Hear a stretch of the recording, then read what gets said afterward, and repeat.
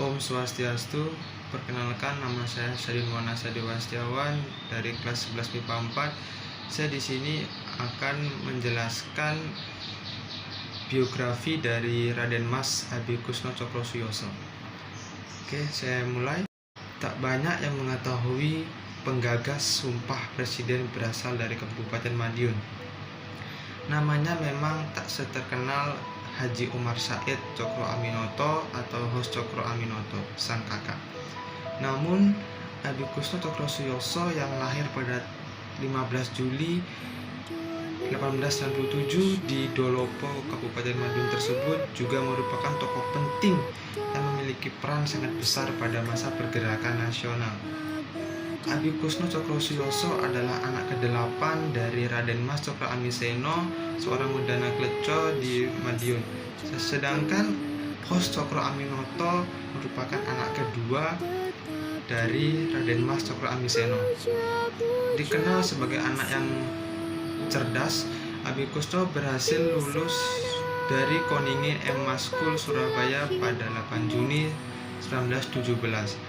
Kecerdasan yang dimilikinya mengantarkannya berhasil lulus dalam profesi arsitek pada 7 Februari 1925 di Jakarta.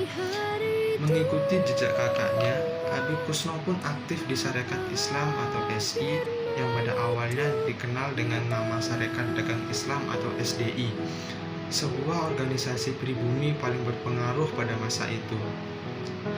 Dia mulai mengikuti kegiatan SI usai Kongres ketiga di Surabaya pada tahun 1918.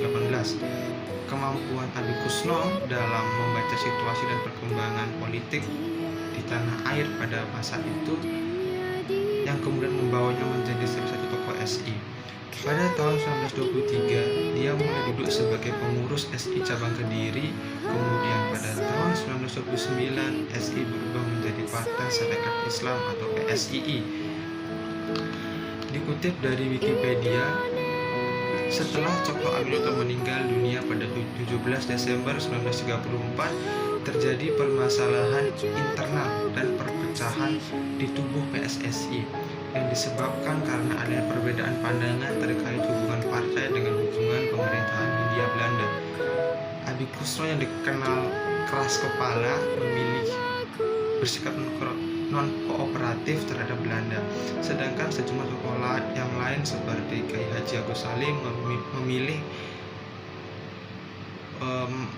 atau menganjurkan PSII untuk lebih kooperatif supaya pergerakan partai dapat berjalan lancar. Permasalahan ini dibawa ke Kongres Majelis Taklim yang digelar di Malang pada 8-12 Juli 1936. Kongres tersebut membawa Adikusno ke tampuk kepemimpinan PSII. Memperoleh dukungan dari Muhammad Husni Tamrin dan Amir Syarifuddin, fokus Adikusno untuk segera memerdekakan Nusantara membuatnya membentuk Gabungan Politik Indonesia atau GAPI melalui Rapat Nasional di Jakarta pada 21 Mei 1939.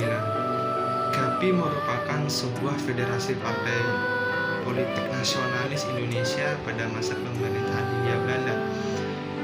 Pada masa pendudukan Jepang di tahun 1942, Adikusno menjabat sebagai anggota Putra atau Pusat Tenaga Rakyat, anggota Chuo Sang In Dewan Pertimbangan Pusat pada saat pendudukan Jepang di wilayah Indonesia, serta menjadi anggota Badan Penyelidik Usaha-Usaha Persiapan Kemerdekaan Indonesia atau BPUPKI sebagai perwakilan dari golongan Islam. Dalam perkembangannya, Adikusno pun ditunjuk sebagai anggota Komite 9 atau yang kita kenal sebagai Panitia 9 BPUPKI. Panitia 9 ini dibentuk karena terjadinya kebuntuan saat membahas asas dan dasar negara pada sidang pertama BPUPKI, yaitu pada tanggal 29 Mei 1945 sampai 1 Juni 1945. Pada 22 Juni 1945 berhasil merumuskan rancangan undang-undang yang dasar yang kelak disebut sebagai Piagam Jakarta atau Jakarta Charter BPUPKI menyetujui rancangan tersebut dengan melakukan beberapa perubahan, di antaranya mengubah sila pertama dasar negara Pancasila dari ketuhanan dengan kewajiban melakukan atau menjalankan syariat Islam bagi pemeluk-pemeluknya menjadi ketuhanan yang Maha Esa. Pada rapat tersebut memasuki sesi pembahasan tentang Sumpah Presiden. Abi Kusno pun mengajukan usul pertama kali dan diterima melalui beberapa perubahan. Hal ini membuat Abi Kusno memperoleh gelar sebagai penggagas Sumpah Presiden. Abi Kusno Cokrosiyoso memiliki kontribusi yang besar selama berlangsungnya rapat BPUPKI, termasuk ketelitiannya dalam mengoreksi rancangan kemerdekaan yang digagas oleh Soekarno. Setelah kemerdekaan Indonesia, Abi Kusno menjabat sebagai Menteri Perhubungan dan Menteri Pekerjaan Umum pertama, yaitu pada tanggal 19 Agustus sampai 14 November 1945.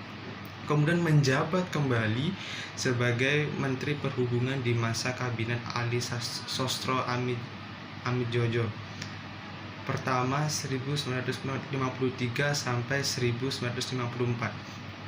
Pada tahun 1946, Abi Kusno yang masuk dalam kelompok Persatuan Perjuangan atau PP terseret peristiwa pada 3 Juli 1946, di mana terjadi konflik politik percobaan kudeta yang dilakukan oleh kelompok PP terhadap pemerintahan Kabinet Sultan Syahrir II. Imbasnya, Abi Kusno ditahan di rumah tahanan militer atau RTM Madiun bersama Tan Malaka, Soekarni, Muhammad Yamin, Buntaran, Ahmad Subarjo, Iwa Kusuma Sumantri, serta sejumlah orang yang lain. Pada 17 Agustus 1948, Abi Kusno menerima gerasi dan dibebaskan. Setelah melepas karirnya di dunia politik, mantan punggawa Syarikat Islam sekaligus tokoh kunci Masyumi itu kembali menjalani profesi awalnya sebagai seorang arsitek. Abi Kusno Cokrosiyoso meninggal pada 11 November 1968 di Surabaya. Salah satu bapak pendiri kemerdekaan Indonesia tersebut dimakamkan melalui upacara kenegaraan di Taman Makam Pahlawan Surabaya. Alasan saya memilih Raden Mas Abi Kusno Cokrosiyoso adalah beliau selalu memiliki ide-ide atau gagasan-gagasan untuk perkembangan negara Indonesia di masa yang akan datang, dan beliau juga sangat cerdas ya dalam hal politik yang pada saat itu paling berpengaruh di tanah air. Mungkin hanya itu yang bisa saya sampaikan. Jika ada salah kata dan kurangnya informasi, mohon dimaafkan. Saya tutup dengan para Santi. Om Santi Santi Santi Om.